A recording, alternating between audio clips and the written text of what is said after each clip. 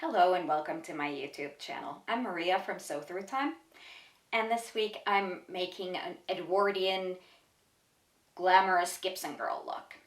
It's based off of the most glamorous Hollywood stars of the era, like Camille Clifford.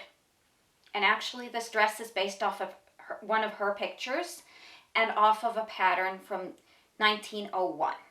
The pattern is from The Voice of Fashion. This book it has patterns and the short instructions that originally came with the patterns. And in the back of the book, there's these rulers, and you connect two of these ruler bits to make one ruler. You choose the one that is for your bodice. You choose the one that fits your bust, your full bust measurement, not your high bust, like a lot of vintage patterns. And then for your bottoms, you use your waist measurement.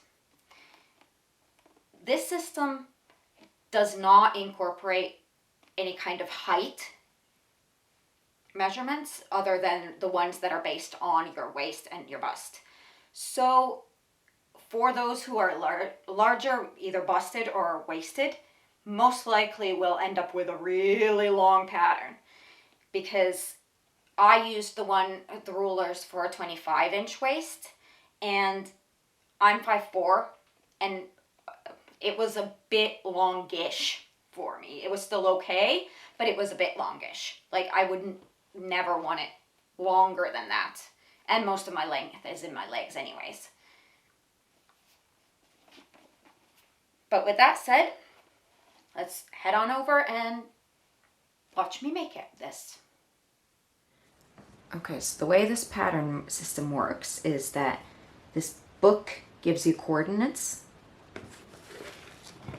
for pattern pieces over here, and then it gives you a ruler, and you choose, for the top parts, you choose your bust measurement, and for the bottom parts, like skirts and whatever, you choose your waist measurement. So we're going to start with the bust and start doing the bodice. And then you just draw a line on your pattern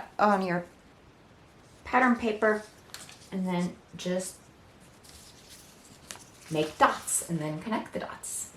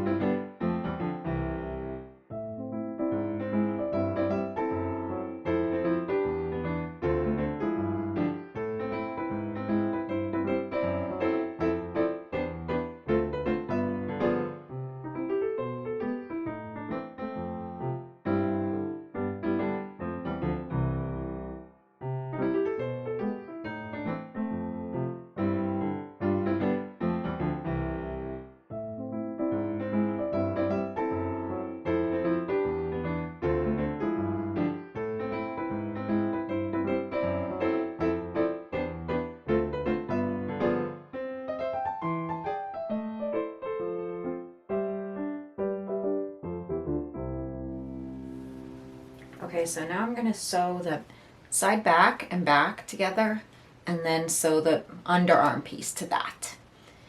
And then I'm gonna attach quickly the front to that just to get the fitting right. And then I'm gonna rip that seam off, and then the front undersides, the fitted layer, and the top layer, those get sewn together onto the back of the pieces.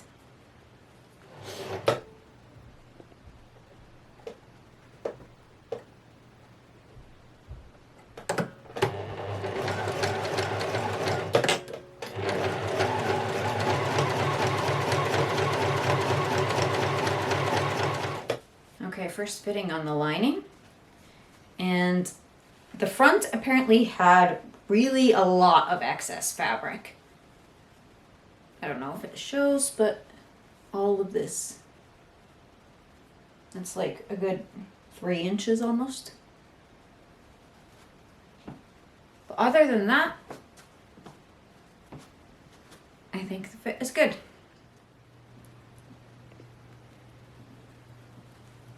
Okay, here's the bodice, and I've fitted the darts on my body, and I've just turned them in like this and pinned on top. And I'm top stitching them on with prick stitches the same way as you would have done with earlier Victorian bodices.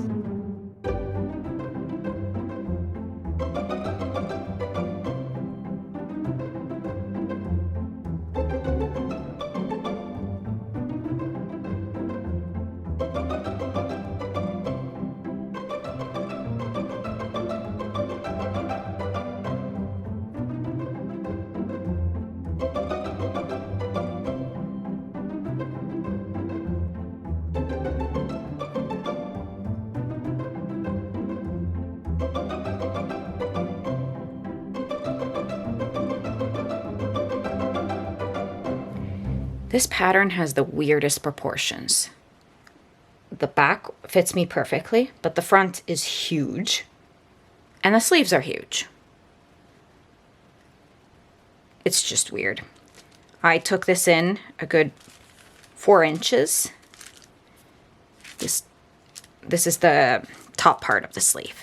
The bottom part I can't really take in because that connects to the body of the gown, and that needs to be a certain size. The front piece, the outer piece, is just, it's basically just put on top of the lining, and then you just pin it so that it fits on the edges. And then I sewed it on, and then the rest just drapes free.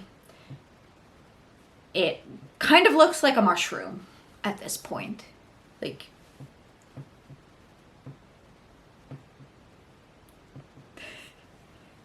it's a weird jellyfish. I am gonna hand sew this sleeve on because, well, this is a bit fiddly to get under the machine, so I'm just gonna hand sew it. And now I'm gonna fell this entire neckline and this upper sleeve all the way to the mid bust in one go. And then I'm going to attach the sleeve to the other side and then do the neck on that one.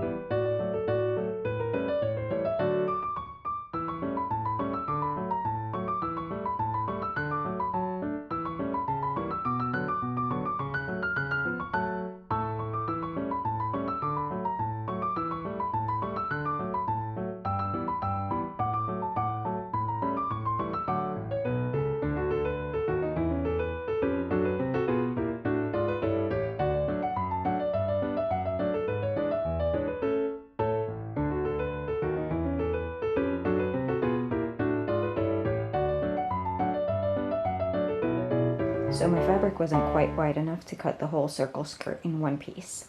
So I folded over the extra piece that didn't fit on my fabric, and now I'm going to piece that. I'm going to trace out the pattern of the piece onto a separate piece of pattern paper, and then after that I'm going to cut it again from the selvage edge to and then match them up.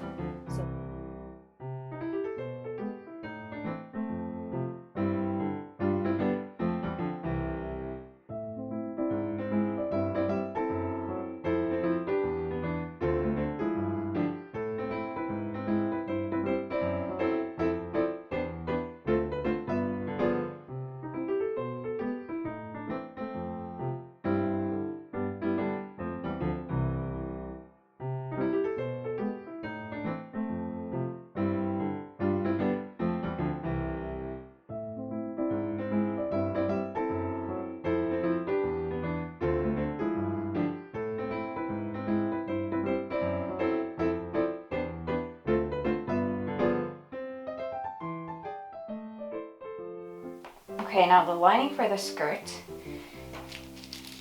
I'm going to put it on separately and just attaching it at the waistband. The way I cut this is that I pinned on the pattern, same way as I did with the other one, and just cut. But now, because now there would be the same length. But obviously I want this a little shorter because I don't want this to be visible. So what I'm going to do is I'm going to estimate about an inch, a little over. This will result in a little bit of waste, but it's easier than bothering with cutting the fabric, the pattern and all that. And since I have the extra fabric, it doesn't really matter that much.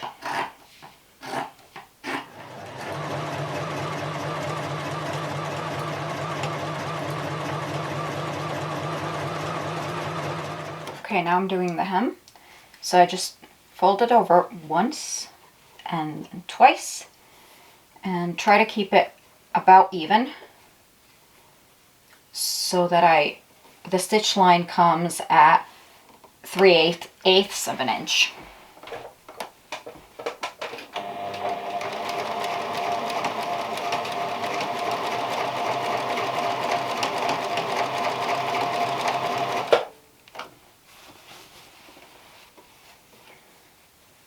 This folding line, when it's that small, it's small enough for the fabric to work and it not to pucker on the upper edge, because it is, of course, wider the closer to the hem you go. So you can't do much wider of a hem than this if you want to do it like this. Otherwise you'll have to do it by hand and do tiny pleats as you go.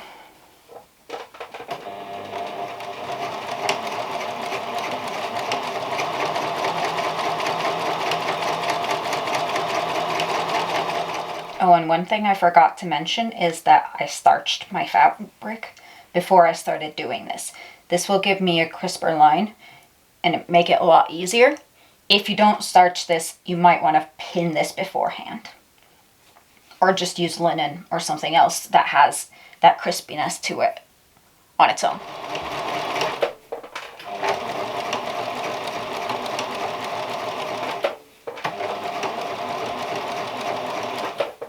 Okay, so I pinned the two fabrics together so that they're both, the inside is facing out on both fabrics.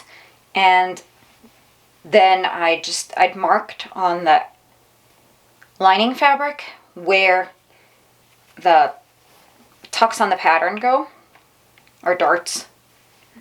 And I put them in, and then I checked the waist so it measures exactly what it should measure. And at this point I realized that I'm completely silly and I forgot to add the hole for the placket in the back, so I'm gonna have to rip that apart part of the way down so that I can put the placket in. And And then I'll sew the pleats in, the darts in. To give the darts a bit more body, I'm working both fabrics at the same time. And I start by putting the needle through the fabric layers, and then I just smooth it out so that both fabrics are evenly underneath. And then I sew the dart.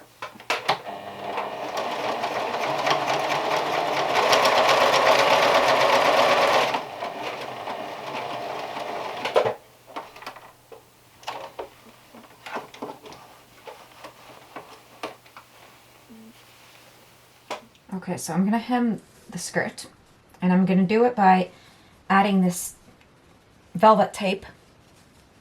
It's just cut velvet strips.